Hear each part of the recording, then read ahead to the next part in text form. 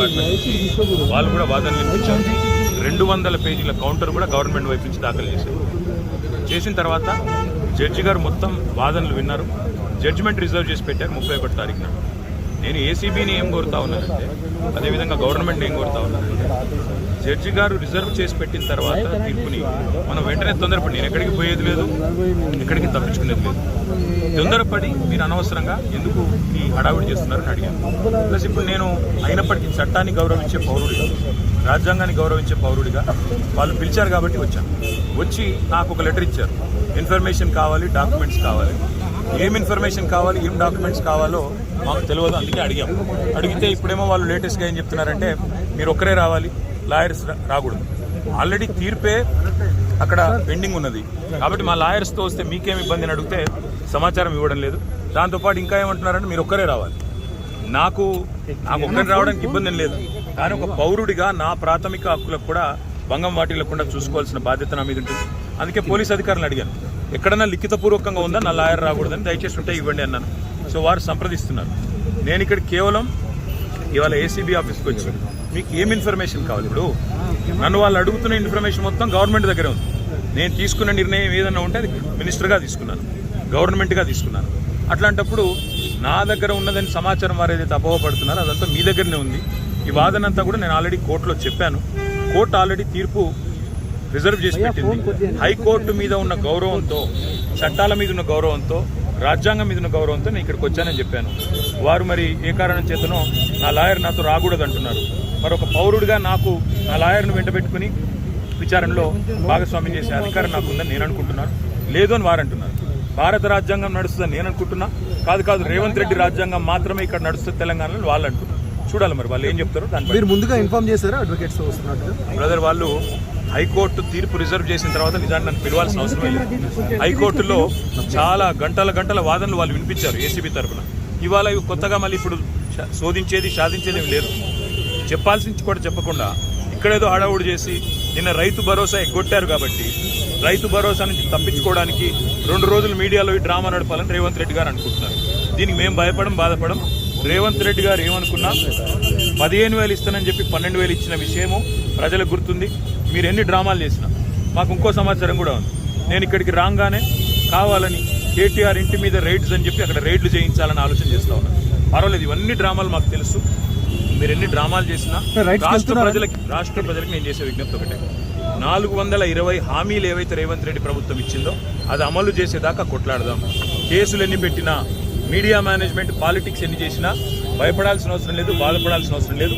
వాళ్ళు ఎన్ని రైడ్స్ చేసుకున్నా, ఎన్ని డ్రామాలు చేసినా సరిపోతుంది. నా లాయర్లు ఉంటే వాళ్ళకి వచ్చిన ఇబ్బంది ఏంటంటే, నాతో పాటు లాయర్లు ఉంటే నా రైట్స్ ప్రొటెక్ట్ చేయబడతాయి. ఇక్కడ మా పట్నం నరేందర్ రెడ్డి గారిని అరెస్ట్ చేసినప్పుడు ఆయన ఇవ్వని స్టేట్మెంట్ ఇచ్చినట్టుగా పోలీసులు తప్పుడు వార్తలు రాసి మీడియాకి లీక్ చేశారు. అట్లా కాకుండా నా రైట్స్ నేను ప్రొటెక్ట్ చేసుకోవాలి, లాయర్ ఉండాలని కోరుతున్నాను. వాళ్ళకి వచ్చిన ఇబ్బంది సార్. ఇప్పుడు ఈ స్థాయిలో ఆంక్షలు పెట్టారు, మీరు నేరుగా విచారణకు అటెండ్ అవుతున్నారు. వాళ్ళు చెప్పిన నరేందర్ రెడ్డి గారు ఇవ్వని స్టేట్మెంట్ ఇచ్చినట్టుగా తప్పుడు స్టేట్మెంట్లు రికార్డ్ చేసింది పోలీసు వాళ్ళు. అందుకే నాకు వాళ్ళ మీద నమ్మకం లేదు కాబట్టి నా లాయర్లను తెచ్చుకున్నాను. ఇప్పుడు మా ఇంటి మీద రైడ్స్ రైడ్ చేసి కూడా నాకు తెలిసి ఏం చేయబోతుంది, రైడ్స్ చేసి అవసరమైతే కొన్ని ఇంప్లాంట్ చేసి కొన్ని లేనిపోని సృష్టించి అందులో ప్లాంట్ చేసి దాని మీద కేసు బనాయించాలని వీళ్ళ చిల్లర ప్రయత్నం. నేను చిట్టినాయుడు గారికి చెప్పేది ఒకటే, ఇవన్నీ డ్రామాలు చేసినా, ఎన్ని కథలు పడ్డా, ఎన్ని అక్రమ కేసులు పెట్టినా, నువ్వు రైతు భరోసా ఎగ్గొట్టింది ప్రజలకు తెలుసు, నువ్వు మాట తప్పింది తెలుసు, 420 హామీలు ఎత్తగొట్టింది ప్రజలకు అర్థమైంది.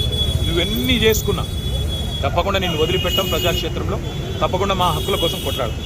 ఇవాళ నేను అడిగేది ఏంటంటే, మొన్న నరేందర్ రెడ్డికి జరిగింది, ఇవాళ నాకు జరగదని గ్యారంటీ ఏంది? నరేందర్ రెడ్డి ఈయన స్టేట్మెంట్ ఇచ్చినట్టు, కన్ఫెషన్ ఇచ్చినట్టు, అనవసరంగా నా పేరు చెప్పినట్టు లేనిపోని పుకార్లు వీళ్ళే సృష్టించిన పోలీసులు మీడియాకు లీక్లు ఇచ్చారు. ఇలా నాకు కూడా అట్లే చేస్తారనేది నా డౌట్. రెండవది ఇవాళ నేను మళ్ళీ చెప్తున్నా, నేను ఇక్కడ రాగానే నా ఇంటి మీద రైడ్ చేయాలని చెప్పి వాళ్ళు ప్లాన్ చేసుకున్నారు. తప్పకుండా నా ఇంటి మీద రైడ్ చేస్తే కూడా అన్లయమని ఇరికిచ్చి రేవంత్ రెడ్డి గారు ఇచ్చిన 2 చిట్టీలు, అవసరమైతే ఇంకో 2 ఏమైనా సృష్టించి అని ఇరికిచ్చి కావాలని బదనాం చేయాలన్న చిల్లర ప్రయత్నం వాళ్ళు చేస్తున్నారు. నా హక్కుల కోసం తప్పకుండా నేను కొట్లాడతాను. న్యాయవాదుల సమక్షంలో ఎంక్వైరీ చేయాలని కోరుతున్నాను. తప్పే ఉంది. చాలాసేపటి నుంచి వెయిట్ చేస్తున్నారు, ఇంకెంతసేపు వెయిట్ చేస్తారు? ఏమని చెప్తున్నారు? 5 నిమిషాలు చూసిన తర్వాత మరి పోలీసులు సహకరించకపోతే నా దారి నేను అంటే ఇప్పటివరకు అయితే ఏం చెప్పట్లేదు పోలీసు వాళ్ళు. మరి లిఖితపూర్వకంగా ఏం చేయట్లేదు, కానీ వాళ్ళు ఫోన్లు వాళ్ళు ఏదో మాట్లాడుతున్నారు పైకి. రేవంత్ రెడ్డికి మాట్లాడుతున్నారో, మరి ఇంకా డీజీపీకి మాట్లాడుతున్నారో, ఎవరికి మాట్లాడుతున్నారో తెలియదు. వాళ్ళు ఏం చెప్తారో దాన్ని బట్టి నా తదుపరి సార్ ఇప్పుడు అడ్వకేట్స్ అనుమతి లేదు అనేది అయితే నిబంధన లేదు కదా సార్. అడ్వకేట్స్ అనుమతి లేదు అనేది తప్పు. మొన్న పట్నం నరేందర్ రెడ్డి మీద ఏ కుట్ర అయితే వీళ్ళు చేసిండ్రో, ఆయన ఈయని స్టేట్మెంట్ ఇచ్చినట్టు పోలీసు వాళ్ళు ఏదైతే దొంగ స్టేట్మెంట్ సృష్టించి ఆయనను నన్ను బద్నాం చేసే ప్రయత్నం చేసిండ్రో అది జరగకూడదన్నదే నా తాపత్రయం. అందుకే లాయర్ ఉండాలని నేను కోరుతున్నా. లాయర్ ఉంటే వాళ్ళకి అభ్యంతరం ఏందో నాకు అర్థమైతే లేదు. ఏమైనా కానూన్ ఉందా చూపెట్టు, కాగితం చూపెట్టు, కాగితం చూపెట్టు. సార్ మీరు క్వశ్చన్ చేస్తే ఏం చెప్తున్నారు సార్? అడ్వకేట్స్ తీసుకొని వెళ్తాను కానీ మా ఇష్టం. ఇది ఇక్కడ భారత రాజ్యాంగం లేదు, అంబేద్కర్ రాసిన రాజ్యాంగం లేదు, అనుమల రేవంత్ రెడ్డి రాసిన రాజ్యాంగం ఉంది. మా ఇష్టం, మా జాగిర్ అంటారు. ఏం చేయాలి? సార్ ఉద్దేశపూర్వకంగానే మిమ్మల్ని ఇక్కడ డైవర్ట్ చేసి ఇంటి వైపు రైడ్కి వెళ్ళారు. ఇంటి మీద ఇప్పుడు రైడ్కి వెళ్ళడానికి ప్రయత్నం చేస్తున్నారు. వాళ్ళు రైడ్ చేసి కూడా మన ప్లాంట్ చేస్తారనేది నా అనుమానము. తప్పకుండా చట్టపరంగా న్యాయపరంగానే పర్లేదు. ఆల్రెడీ తీర్పు రిజర్వ్ అయ్యి ఉంది. అయినా ఈ డ్రామా చేయాల్సిన అవసరం ఏముందో పోలీసులకి తెలుసు. ఈవెన్ ఫామ్ హౌస్ కేసులో కూడా ఇంటి దగ్గరకు వచ్చి ఎలాంటి అనుమతులు లేకుండా దగ్గరికి వచ్చి డ్రామా చేసి అక్కడ ప్లాంట్ చేసి రేవంత్ రెడ్డి ఇచ్చిన కొన్ని ఆడ పత్రాలు పెట్టి లేదా ఇంకోటి పెట్టి కేసులు పెట్టి ఇరికేయాలనేది వాళ్ళ తాపత్రయం. అన్నింటినీ కూడా న్యాయపరంగా ఎదుర్కొంటాం.